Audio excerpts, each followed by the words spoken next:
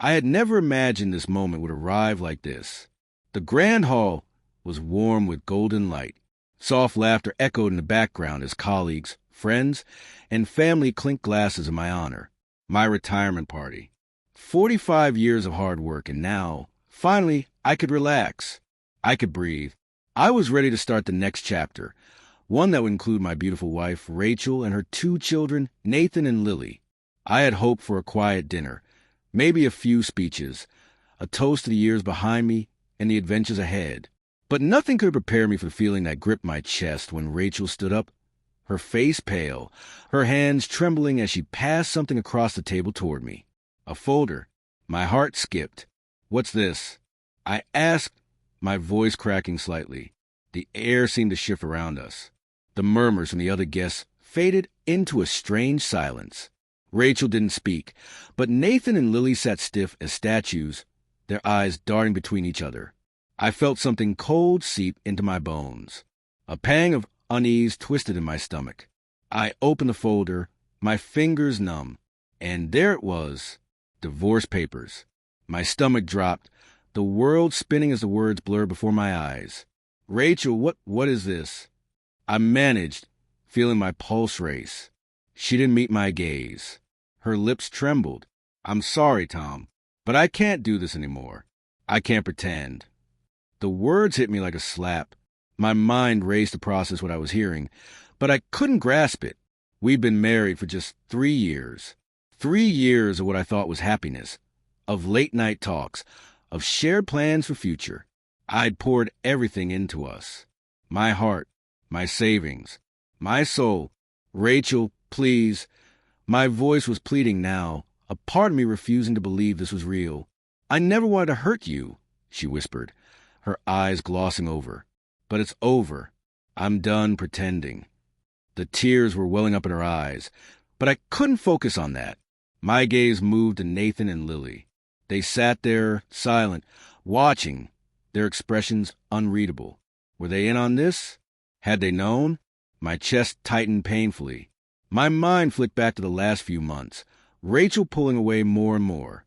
The late nights at work, the sudden, unexplained absences, the coldness between us. I had chalked it up to the stress of adjusting to life after my retirement. But now the truth hit me all at once, like an iron fist. "You're taking everything from me," I whispered, more myself than to her. The pain in my chest was suffocating.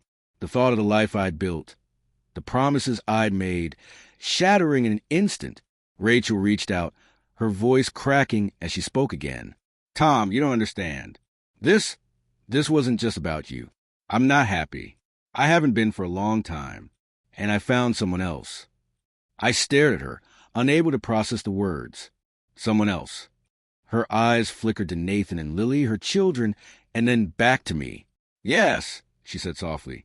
"I'm sorry. It's over." A wave of nausea swept over me. My heart pounded in my ears. I couldn't breathe. I looked at the divorce papers again. Every word on the page felt like a betrayal. The pension I had worked so hard for, the house we just bought, the trips we had planned, all of it gone reduced to this. "How long?" I asked, barely able to force the words out. 6 months, she admitted. I didn't know how to tell you.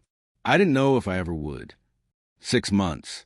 For 6 months, she'd been living a lie, and I had been none the wiser. The man I had trusted, the woman I had loved, both of them had been hiding from me. The anger surged up like a tidal wave, but there was something deeper beneath it.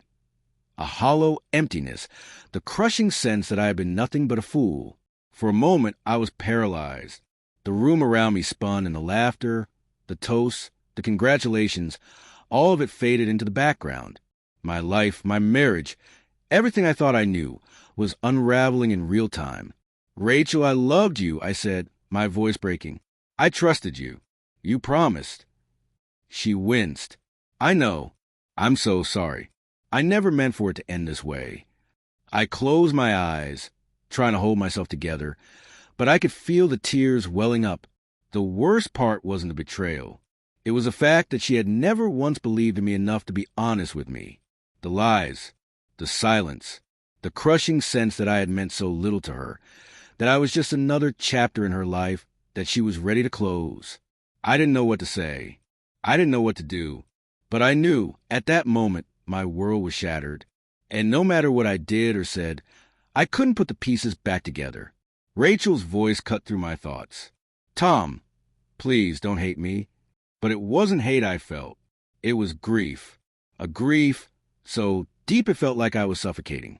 And all I could do was nod, slowly, as I took the papers and slid them into my coat pocket. The party around me was still going, but in that moment, I was alone with my broken heart, and the bitter taste of betrayal.